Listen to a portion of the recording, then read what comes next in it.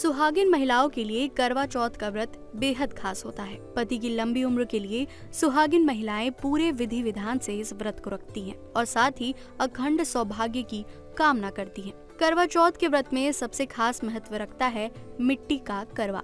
ये न सिर्फ पूजा का हिस्सा है बल्कि पति पत्नी के बीच में स्थिरता और पवित्रता का प्रतीक भी है।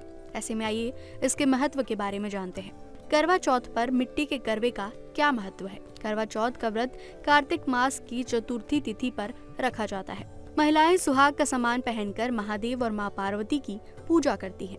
बिना मिट्टी के करवे की पूजा अधूरी मानी जाती है। मान्यता है कि जब चांद को देखने के बाद पति अपनी पत्नी को करवे से जल पिलाते हैं तो ये उनके संबंध में पवित्रता और स्थायित्व का वरदान देता है। मिट्टी का करवा 5 तत्वों जैसे कि जल, वायु, अग्नि, नभ और पृथ्वी का प्रतीक माना जाता है। मान्यता के अनुसार मिट्टी का करवा पति पत्नी के संबंध का प्रतीक कहलाता है, जो कोमल, लचीला और संभालने योग्य होता है। विवाह के मंडप में भी मिट्टी के घड़ों का उपयोग किया जाता है। माना जाता है कि मिट्टी जैसी स्थिरता और लचीलापन ही पति और पत्नी के संबंध को और ज्यादा मजबूत बनाते हैं। मिट्टी को पवित्र माना गया है। यही वजह है कि करवा चौथ पर मिट्टी के करवे का उपयोग करने की परंपरा सदियों से चली आ रही है।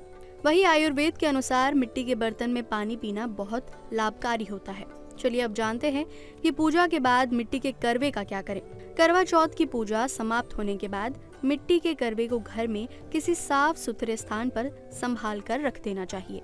अगले साल व्रत से पहले इसे किसी बहते हुए जल में प्रवाहित करना लाभकारी माना जाता है।